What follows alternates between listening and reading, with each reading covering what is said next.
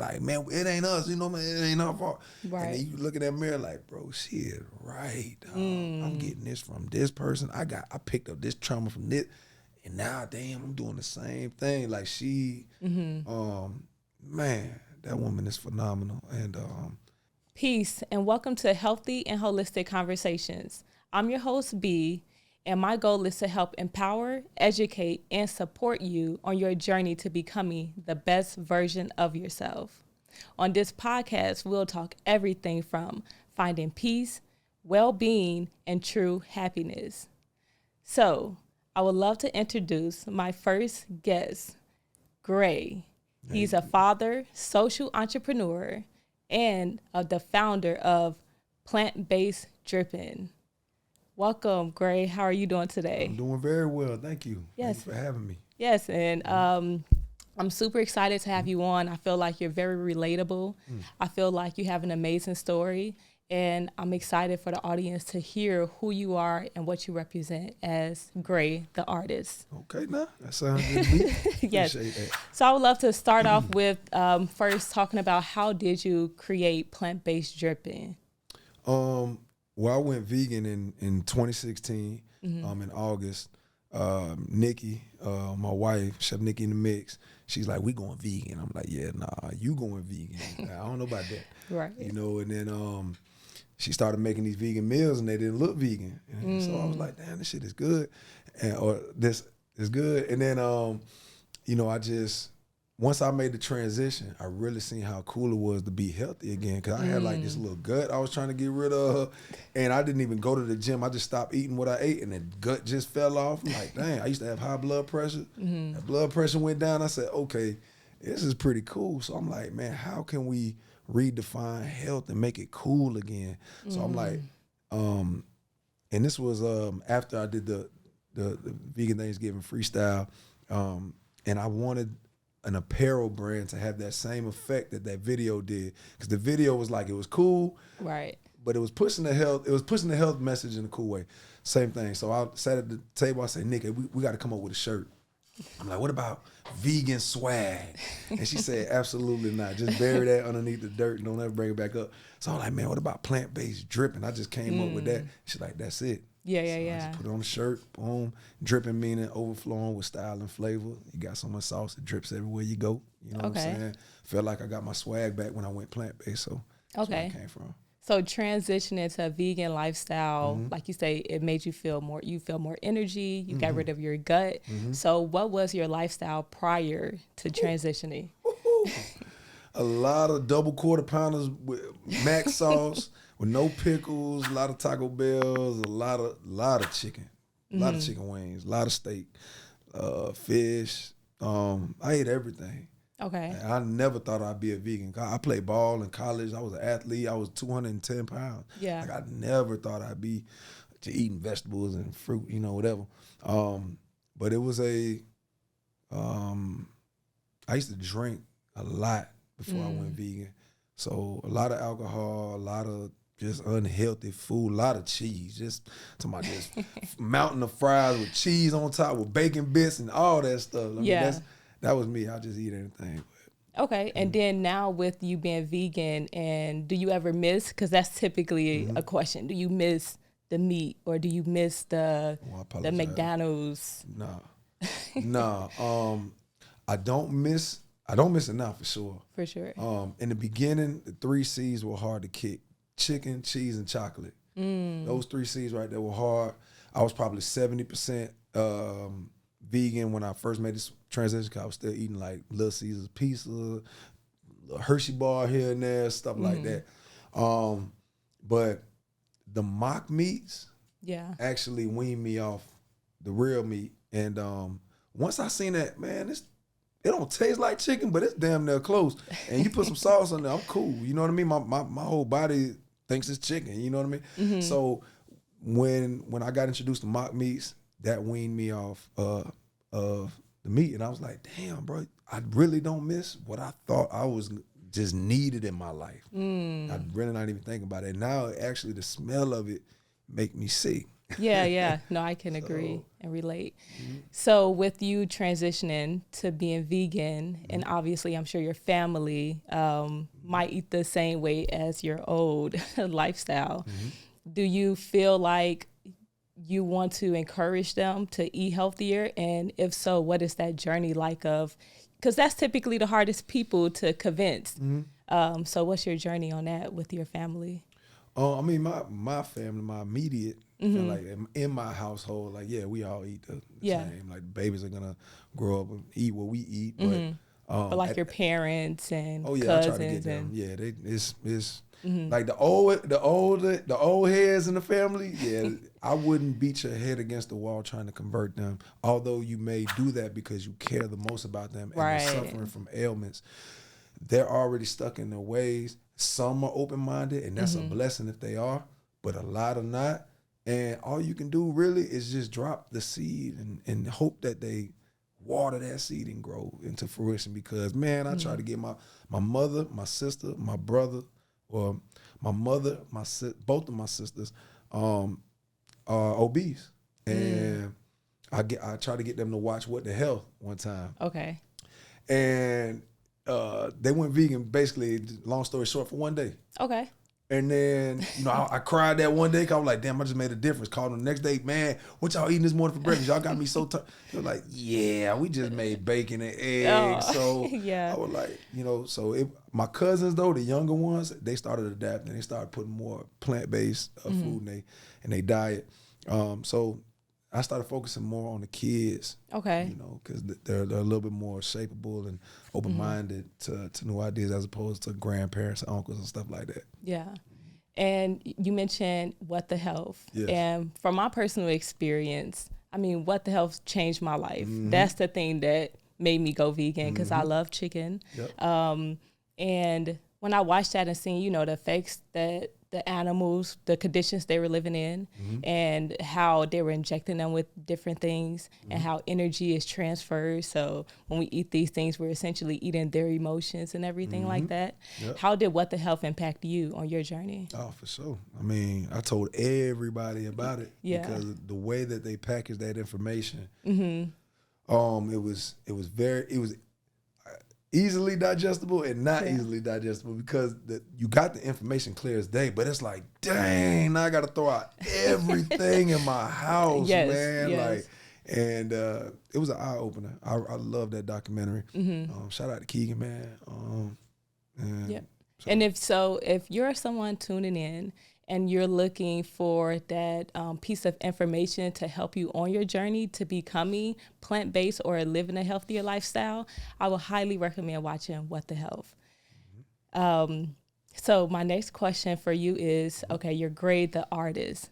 And can you talk to me about what was your inspiration of wanting to be an artist, be a rapper? Bone Thugs and Harmony. Okay. Straight up and down. Shout out to Bone Thugs and Harmony, man. When I was introduced to their music in like 94, that's when I said, I'm going to be the sixth member of Bone Thugs and Harmony. Bought everything I could. And how old were you? I was, at that time, so I probably like 9. Okay. Yeah, probably about like 9. And I just wanted to be the sixth member. So I wrote my first rap in like 13. And then just haven't stopped since. But Bone, man, listen, I'm from South Florida, so it be 90 degrees outside. These brothers are from Cleveland, Ohio. On the front of their album cover, they got Dickie suits, Timberlands, Scully's, Jack thick, like factory work jackets. I did the same thing in South Florida. I'm 9 years old. I ain't got no shirt on. I got a jean jacket on. I got a hoodie, a hoodie over my head, a Scully. I got Timberland boots. And I'm like, who do I think I am? I just think I thought I was Bone Thugs and Harmony. The same stuff that they was wearing on front of Creeping on the Come Up is what you found me in at 9 years old, looking a hot mess in 90-degree weather. But that kicked everything off. So it's like no matter what happens in this life. So I always kept that with me. I went to school, graduated, played college, graduated from there, got in a corporate gig. No matter how good or how bad it got, I always knew it was temporary because I'm going to do music. That's what I'm going to do. Okay. I know that. You know. So you always had the ability to know, okay, this is my passion, and I'm going to continue to do this regardless of what anyone else says. So did you have any one that was close to you or in your family that was saying, I think you need to give that up? Or did you have support all around? Damn. I think, like, it's sad to say. I think the people who probably disbelieved or I felt that from is like my mom and my dad. That's crazy. Yeah. And how did that make you feel? I mean, still it's like, okay. Yeah, it's like you still want that validation. You know what I mean? And this is the whole therapy session right here. But it's like, for sure. Because low key, I'll be like, damn, bro, y'all still don't see what's going on. Like everybody else, see, like, right? Yeah. All right, man. So, besides that, like people who I think everyone seen that was around me, but yeah, it's crazy, man. Probably people closest to me probably didn't believe. Okay. And then when I look on your Instagram and I see how consistent you were with your Freestyle Fridays, why? What was your why behind it? Shout out to my brother Quentin Salary. All right, Quentin Salary, that's my dog. He hit me one day in like 2012 and was like, bro, you need to do freestyles every Friday on this thing called Instagram. I'm like, okay, man, I'll do it, man. I just think of some stuff like in your car. So I just started rapping on Fridays in like 2012. And I just kept it going every single Friday. And we went like 2 years. Like I would do it like every other week when I first started, but from like 2014 to 2016, every Friday I probably skipped like 11 Fridays out of like 104 weeks. You know what I mean? And what was your goal? Shit, I was like, somebody gonna see this and sign me. I'm trying to get signed, man. I'm tired of going to this job, and you can see it. Yeah. Before I was vegan, you can see the pain. You can hear the hunger. I was mad. Was that a sense of therapy for you as well? Like just getting in the car and just letting yourself express? Yeah. That's how I wrote my music. Because I wake up, I had a 9 to 5, so I wake up at 6, watch the news, drink coffee, get dressed, and jump. And I had a 45-minute ride to work. So I'm playing instrumentals all the way to work. I'm writing on the way to work. And then when getting off, I'm writing on the way home. Right. So on Fridays, I would just, I would think about like, because there was only like 15-second clips. So I would think about like something slick in the morning and just build on it as I'm going to work. And then when I get off work, I record them. You know what I mean? But that's what really Quentin was like, bro, you need to go ahead and do it. I did it. And then I was like, man, somebody gonna see this, I'm gonna get signed. Yeah. that was the goal. And then, so you created this phenomenal song called Vegan Thanksgiving. And how did that impact your life after that Freestyle Friday? Changed it totally. You know, it was just a regular Friday, and I almost didn't post that video, like for real, because I took a breath in the freestyle, and nobody heard the scene, but I seen it. I'm like, man, I want to do this again. I was like, man, whatever. I just posted, boom. Okay. So you wasn't trying to be perfect in the video. Well, you wanted to. I was trying to be perfect, yeah. But instead you listened to like that inner voice and was like, you know what? Let me just post it and get it out the way. And It was wild. I had like 4,000 followers, and I think I met Shaq 3 days prior. Okay. And I put a video up, and it got 800 views. That's the most views I got. So I was like, damn, bro, I got 800 views in 3 days. Well, we going up. And I posted this video, and I was working at Workout Anytime at this time. I post the video, and I go back into work, and I check my phone like 30 minutes later, and it's like, I think it was, what was it? Like 1,500 views. And I was like, wait a minute, bro. I ain't never got 1,500 views. As soon as I swipe my phone down to refresh, bam, like 2,700. I say, oh, something's going on, man. Right. And I went from 4,000 followers that day to 35,000 the very next day to like 50 the following day. And then it leveled off at like 75. Like for like almost a year, and then slowly, and then I did another vegan Thanksgiving, and that jumped it up. Okay. Kept going. So it changed my life, man. I ain't really know that there was a vegan community out there like that. Right. And what that video really did, I didn't understand it at the time. I was just like, y'all like it? Hey, bro, that's what's up. Yeah. But did you think that would be the one out of all your Freestyle Fridays? No. Okay. No. That was like fun. It was light. Wasn't no like heavy bars and nothing. Right. It was just a transparent moment. Like, this is what we gonna have at Thanksgiving. And I guess that just, you know, it was the right time, right thing said, and man, doors start opening up left and right. But I mishandled that situation. I should have did it differently. But you know, you got to go through it. You know? Yeah. And with that video and with just being authentic and just flowing, prior to that, did you have any like conversations with like your inner being, the divine, the higher power with like, did you have any conversations of, you know, because sometimes, you know, prayer as you're, you know, inside of yourself and thinking and trying to manifest something essentially, did you have any conversations that you like, was like, okay, this is my moment. This is what I've been asking for from my higher power? I mean, I just, you know, I was in gratitude. Okay. You know, it was just ironic because I made peace with somebody that, that I felt like I had a big burden on me for, because something that I did. And it was ironic because I like contacted that person like 2 or 3 days before that happened. Made peace. And once that peace, it was like, boom. I'm like, oh man. Yeah. You know what I mean? The shack, a couple, the kind of around the same time. Right, at the same time. Yeah. So I was like, man, you know, but you know, I'm still in gratitude, and I'm just, because as a kid, I always wanted to be like a musician first, artist first, then go on tours, then make millions and millions of dollars, right? Yeah. And have this influence.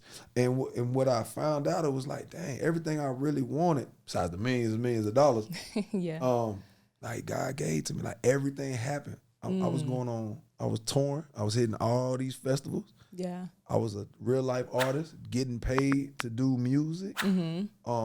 My network with the greats that I study, like I'm shaking hands, I'm in circles with these people. Yeah. So I was like, it's basically what I always wanted, but not how I imagined it coming. Like, I never thought it'd be a vegan Thanksgiving or be a spokesperson for health. Like, no. Right. Yeah. Like, but God was like, yeah, okay. Yeah. Everybody got plans, you know, until God come in. So I'm still grateful that I'm able to use my gift that was given to me to uplift and empower, as opposed to just making things rhyme. Right. Anybody can make things rhyme, but it's like being impactful with your words, you know. And do you have anyone to come up to you like, hey, you helped me? Oh, man. Yeah.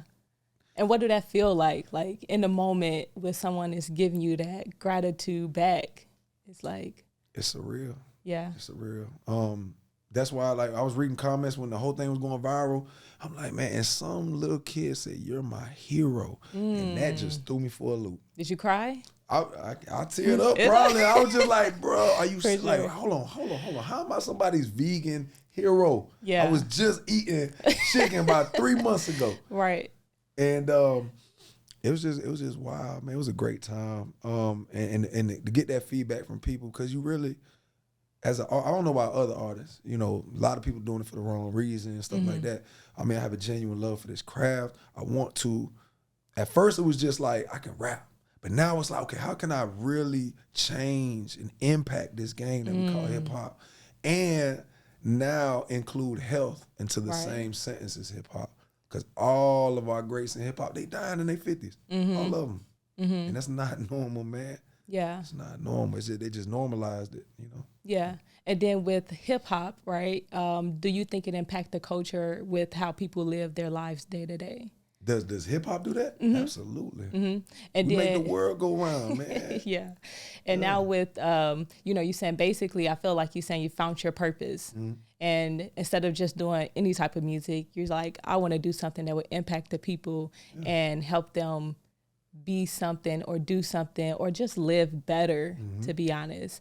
So as we progress in your journey with, you know, transitioning to a healthier lifestyle and being an artist, you did you do have two beautiful children that I would love to talk about. And I would love to talk about being a father and how that has impacted you as well. So let's talk about first, did you have a home birth with both of your daughters? So we started the home birth on the first one. Okay. But we had a birthing center on standby just in case, which was perfect because she started experiencing pain. We had the whole thing blowed up in the house. Okay. Started experiencing pain. She wanted to go to the hospital. We get to the hospital. By the time she got to the hospital, she was already fully dilated. Shout out to Dr. Boots Taylor. Okay.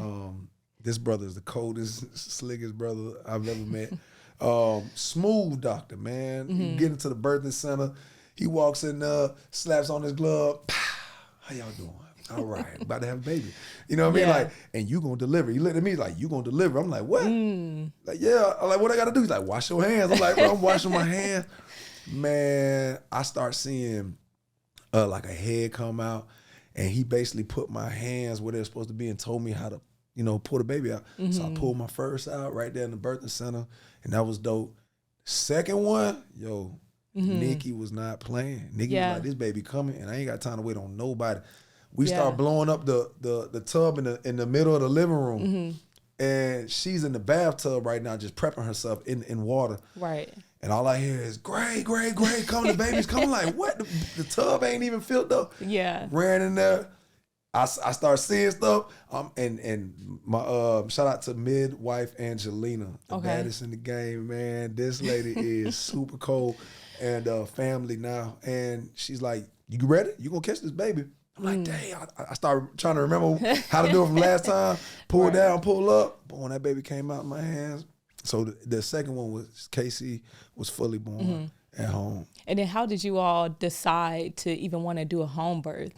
Because we start researching, when I changed my diet, the number one thing that changed that nobody tells you about is your mind. You get mental clarity because you're like ridding the toxins of your body, and you don't even understand that because they don't teach us that. So it sounds like taboo to somebody, but you stop eating that.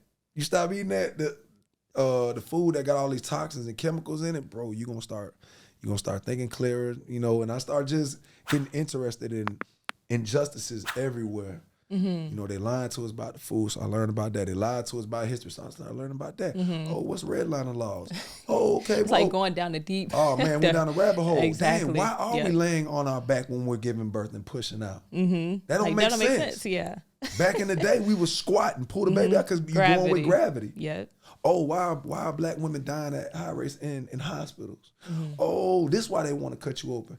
Oh, you got rights when you go into the hospital. Right. Oh, you don't have to get this. Oh, okay. Yeah. So that's what that led. And it was like, okay, look, the hospital is not for us. You know what I'm saying? It's not. Yes. So there's a natural way to do it. Let's do it. Women been giving birth for a century. I mean, come on, since the beginning of time. So and everyone didn't have what's the shot they give you? I know it. It's like coming. The pain shot, whatever it is. Yeah. They didn't have that back in the day. Right. You know what I'm saying? Women's bodies are made for birthing. And obviously, I do understand that there's women, that can't birth or haven't, but have complications. Have complications during that. But to understand even what a contraction, I didn't know what a contraction was. I thought a contraction was just like cramps. I didn't know it's literally your body spreading, dog. Like, hey, you know what I mean? Grown like that is phenomenal, supernatural. Yeah. To me. So. And then, with you were educating yourself on natural birthing. And then how did you feel like in the moments of this is actually happening? Did you feel excited? Were you a little fearful? Because I don't know Nikki's experience with, like, how was she? Was she comfortable and confident, which made you more comfortable and confident, or? I don't want to say comfortable. That first one wasn't comfortable. Second one, she handled it like a G. But I cannot sit here and be like, oh yeah, she was totally comfortable because she's going through it. Yeah. But I was definitely more confident the second go around. I'm like, oh, I've seen. You did it before. Yeah, we did it before. The first one, I was just trying to remember everything I learned in Lamar's class, Right. birthing class, Yeah. like just trying to be there, like the humming, the breathing and stuff. Yeah, Okay. No, because I can relate. I had 2 home births as well. And with my first daughter, I had a midwife. Kind of the same scenario happened. I'm in a bathtub, and my child's father, he was sleeping at the time. And I'm like, oh my God, my body is just pushing. Because if you never birthed, you don't know the experience. Right. People can educate you on it, but until it's happening, Right. you don't really know. So I'm like, oh my God, my body is pushing by itself. I call my midwife. She's 30 minutes away. When she get there, baby already dilated, head is already out. Yep. And I'm like, well, I basically had the baby by myself at this point. That's dope. So the second go around, I was like, I think we can do it ourselves. So just me and their dad again, we just free for real? birth. Free birth. What? Yep. And Yeah, I'm not that bold now. I ain't Yep. that bold. That's Then what's I up. still had the midwife come over after and, check on the baby and everything like that. But when I tell you, I feel like we're so powerful as people and we don't know that, Yes. because we're not educated on our power as women, as men, and as really being a union. So how did she play a role in, helping you becoming a better man? I like to thank Chef Nikki in the mix for this award. That would be my first thing, man, because she completely and still is changing me, to be the best man that I could be, and really opening, like having eye-opening conversations, and for me, like having that uncomfortable conversation is what growth happens. Yeah, and a lot of times, man, we ain't trying to hear that because we got the ego. And we like, man, it ain't us, man, it ain't our fault. Right. And then you look in that mirror like, bro, she is right. I'm getting this from this person. I picked up this trauma from this. And now, damn, I'm doing the same thing. Like she, man, that woman is phenomenal. And my goal is just to be that for her. You know what I'm saying? Okay. But no, she changed me for real. Turned me into a man, a real man. You know what I mean? 'Cause I thought I was a man, but right. And so you thought you were a man, so what did that look like? The before and the now? Irresponsible, just not open-minded, ego in a way, pride in a way, wasn't a very good communicator, didn't just doing all the wrong stuff. Right, but now you're more open and you're more willing to listen and make adjustments and put down your ego. And ain't that right, Nikki? Right, ain't that right? Yeah, no. Yeah. But I still deal with like selfishness. I grew up I have siblings, but I didn't grow up in the same household as them. Okay. I'm like a single child syndrome type. So she had to break it down like, bro, you are selfish. You know what I mean? And so still to this day, like, it's stuff that I'm working on. Like, I go and get something to eat. Like, if I'm out by myself, I just get something to eat. About to come home, like, damn, I should have got something for everybody. Yeah. You know what I mean? Like, when I come home, I'm like, where's mine at? Yeah. So, it's just, it's a very small example. But no, for sure. She has played a major factor in me, in my evolving evolution. and becoming an amazing man. And as far as raising your daughters, they're vegan, correct? How's that been? Did she nurse the whole, like, how many years? 1 year, 2 years? That's a good question. I think she nursed 3 years, 2, 3 years. When did Keely stop? I want to say the full term. I know that for sure. Okay, so no formula. Oh, no. Okay. No. Yep. No. And then most people be like, well, what about protein? Right? So what are ways that you incorporate making sure your children get all the nutrients they need? They got, besides you got vitamins and gummies and powder and stuff like that that we make sure that they stay on. And it's like multivitamin, maybe elderberry, whatever. But I know I can tell you this. Now, we eat a lot of chickpeas and lentils. Okay. A lot of it. No, for sure. Now, I can't say that to get them to eat like their greens and, you got to be slick with it sometimes, and that's where the supplement, I think come in for now. Okay. Because I realize, like, kids, they just like they like one thing. At least our children, they just want that one thing. Right. Like, y'all gotta expand your palate, and you missing out on, you know, some of the things. But Nikki, first and foremost, is in charge of that department. Okay. This lady will find the best herbs, the best vitamin, the rawest form of this, and like definitely nothing that's on the shelf like your local should just in these mom groups, and they giving her all these junk. So she makes sure they have the best of the best when it comes to like vitamin, nutrition, and stuff like that. Now, eating wise, like I say, we eat a lot of lentil and chickpea curry, and that's all them kids want. Yeah. They want the lentils and chickpea curry, and they want their kamut puffs for breakfast. But we have a good friend who's a chef, and she has a daughter, and the way that the little girl eats, man, I just wish our kids would eat. That girl just eating raw bell peppers, hummus. And right. They won't even, you know. So what's one tip that you would have for, say there's a mother who wants her child to eat healthier. What's a tip you can give her on her journey to? I mean, for me, it may not even be the healthiest though. That's the thing, because I just be like, but man, one step forward, right? Like if they're eating Cheez-Its at home, they got all type of alternatives. You know what I mean? You can buy. I just say veganize what you normally eat now. So like some people are going, you know, they'll go from eating meat and all that to like, I'm done with all that. I'm going straight plants and raw. Like, that was not me. Cold turkey, right? Yeah, I can't just do it like that. But I needed to mock me. So kids, man, them chicken nuggets, them kids do not know. Right. If you feed them chicken nuggets now, regular chicken nuggets, feed them the whatever the plant-based, the vegan plant-based chicken nuggets, they not gonna know. Pizza, 9 times out of 10, they not gonna know. That's what I'm saying. It's not the healthiest, but like snacks, we found better forms of cereal, better forms of applesauce, better forms of chips, better forms of and when you say better, roll-ups. You're saying without the additives and the preservatives and all of these things that we really don't need in our food. Yeah, like red dye 40, yellow. You wonder why kids is all over the place, and America's just done a great job at brainwashing us into believing we need just certain things, you know, or it's normal, you know, to feed kids all this cereal, right, on a healthy, nutritious diet, and you give them all this sugar, and then you throw them in school and you tell them to sit down and relax, or you go into detention. Come on, man. Yeah.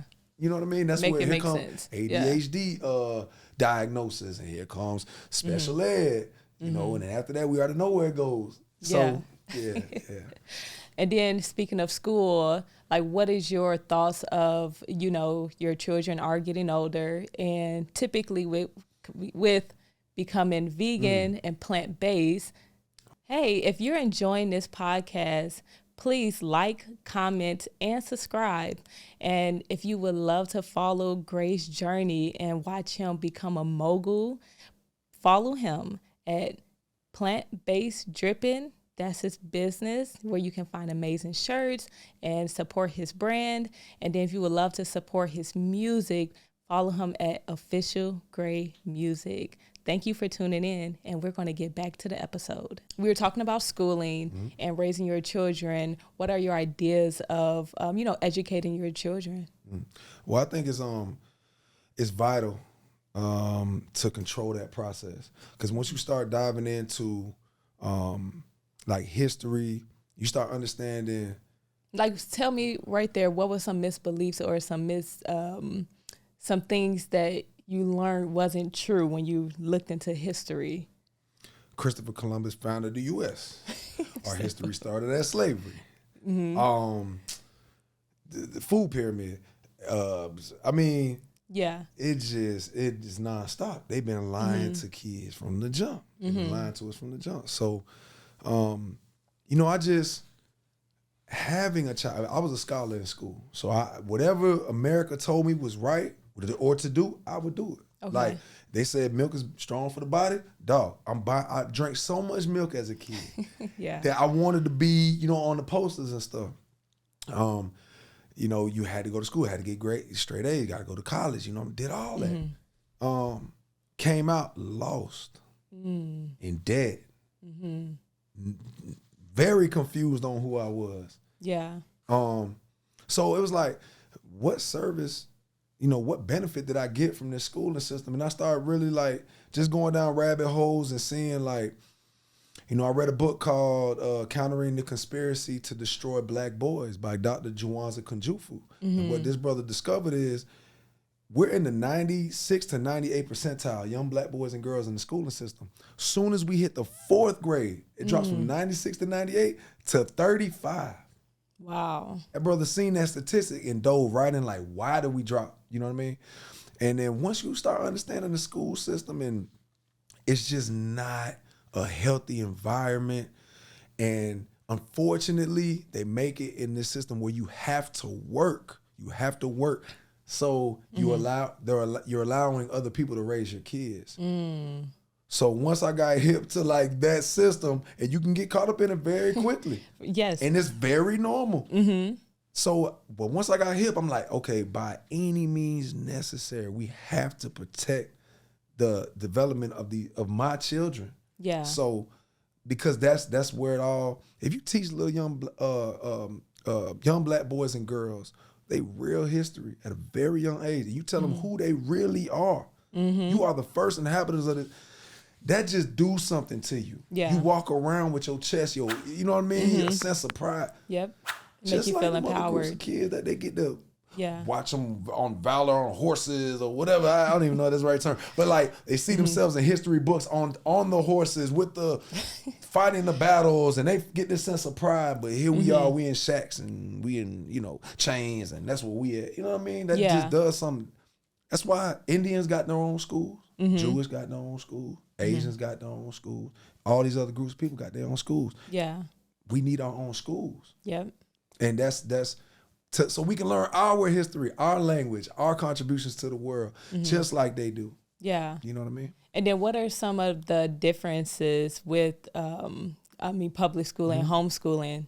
Because I believe that we have, I don't think, like you say, I feel like the system is really raising our children. Yeah. They're with the school system most of their lives growing up. Yep. And then I hear some parents say, well, I don't know my child, because you really don't. Because you're not raising your child. Exactly. If your child is in school for 8 hours a day, 5 days out the week, do the math. Exactly. Somebody else raising your kids. And when they're younger, we're over them. Yeah. Like we over them. Anywhere they gotta go, we right there. But as they get older, we start to tend to, you know what I mean? Like parent-teacher meetings in the 5th grade. Oh, we at every single one. Right. Let them get into high school and it's a parent-teacher meeting. Yeah, I'm all right, I'm backing up. We tend to naturally, and that's the time where we need to be the closest, because they're getting their influences from all other, you know what I'm saying? Television, friends, peers, schooling, teachers, all that. But not you. You see them for 15 minutes a day. Yep. And that's why I think it's important to create a foundation for your children. Like for my 2 daughters, I felt like it was very important that I created the foundation, because we live a different life. Yep. We don't eat meat. Yep. We don't do certain things other people do. And I'm able to give them a sense of understanding of why we don't do the things. So they can go to their family member house and they can be eating chicken and they'll come back like, Mimi, she to eat eggs. Right. We don't do that. We don't eat that. Right. So I'm creating their idea of like what's important for our family. Because I say we're different. Other people might do it, but we don't do this because we love the animals. We feed the animals. Right. We don't want to eat the animals, you know? Yeah. So creating that foundation, I believe, is very important for any mothers or fathers out there. Spend time with your children, educate them about the foods they're eating and why they're eating certain things. And honestly, if you don't know where to start with developing a healthy lifestyle for your child, fruits.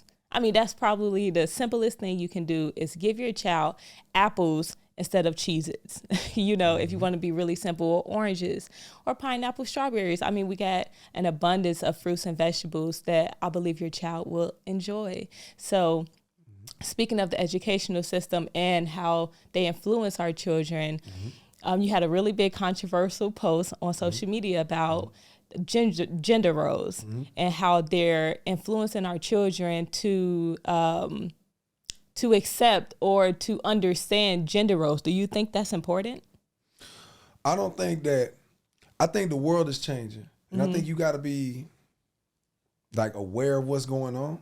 I just think at the primary levels, there's so many more important life-changing skills and information that we could obtain than gender roles, than sexual education. And that's just me. Because what grade are they starting at? They teaching anal sex in 5th grade. You dig what I'm saying? Yeah. Dog, that just gets me hot thinking underneath the armpits, thinking about that. Like my daughter come home and talk, boy. So if it starts that, and I get it, kids are active, and that's what I was getting all these comments. Yeah. Like, well, you must not be in the real world because kids are having sex in middle school. And cool, that's what they doing in middle school. My kid ain't never going in middle school. You understand? I know what I was doing in middle school. You know what I mean? So people got hype about that because I just posted a curriculum and they were teaching what is gay, what's bisexual, what's transgender, what's non-binary, how do gay people have sex, dog, my daughter don't need to know that right now. Right. Not right now. Yeah. Dog, come on, bro. There's so many more things we could be learning. And that's just a part of public schooling. You know what I mean? That's what they're going to feed your kids. Right. So I'm taking my kids out of public school, and I didn't have to get online. And I'm gonna say it right here for the first time, but I ain't had to get online and be like, my sister is trans. They don't know that. Right. They don't know that. I talked to my sister when that whole thing went down. And her being trans, what was her perspective on the situation? She understood exactly what I was saying. And then she told me why I was getting the flack. Okay. You know what I mean? So, because what she told me is that they think that you're never going to educate them on that subject and it's not important. That's not what I just think like, that's a home subject. Right. I should be teaching my kids about transgender roles and non-binary and that kind of stuff and sexual education, not no teacher. Like, and if you're gonna do that, there should be a slip that gets home and say, hey, we're gonna teach about transgender this week. You know, I had a friend who was in elementary school teaching elementary school in Africa. In Africa. Yeah. And the teachers, majority of the teachers are white teachers in Africa. They told her through Pride Month that they have to, from kindergarten to 5th grade, they're gonna learn all the binary, all that stuff. And she was like, I just don't think this needs to be pushed on kids, and I just don't agree with it. They fired her. They fired her and made her leave, you know what I mean? And that is just wrong to me, man. You know, being who you are, what you want, that is never the issue with me. I don't care about nothing. I really don't. But I feel like how lost we are as people, especially just in this public school system, like they don't teach us real stuff. So why champion that when they're not even teaching us about our real history? You want me to be okay with that, but they lying to us about our history? No, no. So we're still confused. Yeah. No, man. So I take them, like I just remove a lot of people, they rely on everybody else to raise their kids, not me. Take my kids out, I'll teach them that stuff. But they don't need to know, they need to know they need to be kids, bro. Yeah. They don't need to know about none of that right now. And then one of the things they would say that I often get to, like, okay, homeschooling and your kids' social skills, they need to be social. So that's the biggest crack of, load of crap, man. I get it, but you got to understand when we do these alternative forms of school and homeschooling, we have pods. We got other groups of family. We got tribes. That's the whole thing. We know 10 plus families who are on the same thing. So what do you think we're going to do when it's a beautiful day outside? Call them 10 families and be like, hey, let the kids play. Yeah. All the kids go out and play. You know what I mean? There's no social awkwardness. Yeah. No, you keep your kids in that setting. Then you got to deal with school shootings and, man, you crazy, man. Yeah. Bullying. True. Very true. I would be fighting. Yeah. And then what about, obviously, I'm sure you didn't get your kids vaccinated. I'm not going to comment. Okay. That's fine. You know what I'm saying? Because I know people personally who was, they had a natural birth, they were vegan, and they still decided to get their child vaccinated, and their child was like healthy, 3 talking, but once they got vaccinated, I mean, it was the child started losing his speech and basically developed autism at some point. So I was gonna, it's tough. It is, man, and that's where that was a crucial time, man, because if you weren't thinking for yourself or trying to think for yourself at that moment, it was a wrap. Yeah. Because if I wasn't starting thinking for myself, if I was the person who I was before I transitioned, I would have easily went along with whatever that television told me. Right. But I started to question everything since 2016. So it's like, you know, we'll see. We'll see how this one plays out. And So how do you find your peace of mind? Like, what are some things you do that will help you, like, kind of just be at peace? Is it meditating? Is it deep breathing? Is it working out? Like, what's your stress reliever? You ain't gonna like this because you done said all the healthy stuff. For sure. My peace of mind is when I roll that J up and I jump in that Crown Vic and I write music. Okay. So I all my music is written inside of that Crown Vic 99% of the time. And what is a Crown Vic? A Crown Victoria, my car. Okay, gotcha. So, but my car, it doesn't crank. Ain't no AC.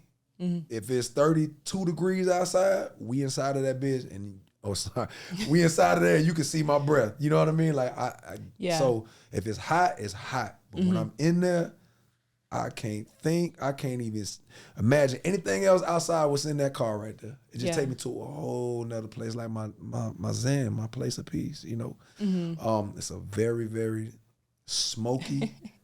Right. Smell like a biker's bar, but that's my place, man. Yeah. That's my peace. And then what about for your children, right? I mean, 4 years old, I understand, like, you know, what do they call it? Like tantrum. Like, so how do you help her with finding her peace within? Because obviously if they don't if they don't get what they want, she might get upset. So what are some ways that you help her, like, figure out her emotions? Oh, this is it's a mommy question, because what Nikki does a good job of is obviously we do gentle parenting, but that in itself is a process. And what do that look like? Gentle parenting. It's like, no. And it's like, all right, Keely, come on now. Daddy asked you. I ain't used to that. That's triggering to me. Yeah. Like, you saying no? Like that? Nikki be like, bro, chill. Like, she the one that always got to be like, you doing this wrong. You know what I'm saying? We doing a different approach. I'm like, okay, tell daddy what's wrong type. Yeah. You know, and then you just start thinking. Think of how white people move in this world. Bro, they ain't scared of nothing. Literally, they'll jump on alligators. We're human. I'll jump on an alligator. They have no restrict. They ain't get beat as kids. Yeah. That's why they in Walmart. I ain't saying all white people. I know white people got beat, but I'm just saying, like, the mentality. They be throwing tantrums. Little Johnny on the floor. His mom ain't beating him. His mom just, come on, Johnny, come on. But when they get out in this world, they're like, everything is mine. I'm entitled to this. You know what I mean? We get that beating stuff from slavery. So it's like we beating our kids into submission, and then we move out timid. We walking on eggshells, and white people go, "Hey, I was like, and then you know what I mean, like So once I start doing evaluation on that, like, damn, that has a play into how we. At least I think it has a play on how we move in this world. It's like, damn, I'm getting beat from the person that say they love me. Yeah. You know what I mean? I'm scared to talk to the closest person because I might get hit. Right. You know. And I seen somebody say, if you want to see how successful you are as a parent, if your older kids want to hang around with you when they're older, that's a success. If they don't want to hang, then you know what I mean? Right. You weren't a successful parent. Yeah. Because, and then once I just, internalized that, I was like, maybe the way that I was beat all my life, but I don't talk to this man like I'm supposed to be talking to my pops. You know what I mean? Like, not as open as Nikki was with her mother. Okay. So when she told me how she was raised, I'm like, oh, you didn't get beat? What? And that was your best friend? Your mom was your best friend? Like, I want that for my kids. So she had to show me how it's done. Because even still to this day, like, it's still triggering. Some things that she'll be like, no. Or she'll, hit the little sister or something. And Right. it's just something inside of me want to be like, no, this is what you gonna get popped. But nah, Yeah. So, no, I think that's important because, like you say, I think it's so deeply ingrained in us to react when someone is expressing an emotion that we don't like. Right. And I feel like that really got everything to do with us. And also with parenting, I feel like, especially when your child are young, they're just mirroring you. Yeah, exactly. So what are some things you learned from your child that you realize like, oh, wait, I need to change that because they mimicking me? Oh, man. What's the most recent one? It was something that she just did. I mean, they watch your every move. Yeah. And I can't think of the specific. It was like a certain gesture I did for something, and she does it every time now. But, oh man, I don't know. There's so many, but I just can't even think of one. But what did she do? It will come. It'll come. It will come. For sure. But I have to be careful of that. You know, of what they got all the bad. I eat all the snacks. I eat the snacks. Now I ain't gonna front and be like I'm the healthiest vegan. Like I'm eating all raw. Nah, bro. As long as they got meat or cheese in it, I'm good. As long as it don't have that, I'm straight. So she picked up a bad chip eating habit because of me. Yeah. She picked up her love for popcorn because of me. Right. And I'm like, damn, I can't hide that. That is me. Yeah. I wish you didn't like chips like this, but damn, you caught my hand in the bag too many times. Like, Daddy, let me get that. Yeah. So that's one. But okay. But what's dope is that she knows what's healthy and what's not healthy, and she don't want to eat too many unhealthy things. Okay. Yesterday, for instance, we go to Six Flags, but before we go to Six Flags, I'm like, all right, Keely, it's a daddy-daughter date. Let's go get something sweet. We're gonna get something sweet. We'll get whatever you want. I'm like, we're gonna get a donut, a cupcake. She was like, Daddy, that sounds good. But I already had a donut today. I'm like, what? Yeah, no, that's amazing. Man, that's dope. Yeah. So this donut will be just for me then. No, this cupcake will be for me. Right. So. Okay. And then, so with you becoming an entrepreneur and you establishing your brand and with your success, did you have any friends that you had to let go of through your process? Absolutely. And like, why? Because we weren't growing at the same rate, and the important things that were important started changing, you know, and a lot of my closest friends, I don't know where they at now. You know what I mean? A lot of them fell off for various reasons. But like the people that are still, I definitely seen a switch. You know, like we worried about, before I went vegan, I'm worried about the clubs, I'm worried about women, chains, blah, blah, blah, blah. When I started going vegan, I'm like, damn, I'm worried about food injustice. I'm really worried about our people. I'm start thinking like, there's bigger issues to be worried about. I'm not worried about no love and hip hop, bro. I don't care about this. Right. I would get all, I had a partner who I get on the phone with, and every time I get out that phone, my energy is down. And I had to tell him, and we was rocking hard before I went vegan. So when I switched up my diet, I switched up what was important to me, I had to call him and let him know. I say, big dog, I got to love you from a distance, bro. Every time I get on the phone with you and get off, I'm drained, dog. Wow. You talking about negative stuff. You talking about how you going to step on this man, how you can't, these some hating that. Dog, I can't deal with that, bro. I ain't got no mental capacity for stuff like that. So, and then we just kind of parted ways. Yeah, just from a distance. We still cool, but it's like, right. You start bringing up that nut, bro. I don't care about none of that. Yeah. Dog. So, and I think that's important for anyone out there that is watching. If you are someone who's trying to transition, sometimes you're going to have to let go of the people you love, and it's not because you all don't have to hate each other. It's just because you're growing and things are changing, and you want more out of life. So it's okay to let go of the people that really don't serve you and your purpose right now. What about any upcoming projects you have? Do you have any festivals? Because I remember seeing you performing at one of Tassili's mystical, fair and everything. So will you be performing at that again? I believe we're trying to lock that down. I haven't got confirmation just yet, but that's in like a week. So she reached out and we're trying to make it work. But but the festivals, I think we got like the Black Vegan Experience in Richmond, Virginia on June 17. Okay. Some other things, Baltimore, California, stuff like that. But as far as projects, me and my brother Trans Lee, we've been cooking up some dope content and music lately. I love it too. I've been watching it, and I love how it almost reminds me of the R. Kelly. Trapped in the closet. Yeah, That's yeah, love, man. yeah. That's love. Yeah. We just kind of stumbled upon that because I don't know, but he's my favorite artist. Okay. For real life. That brother's cold.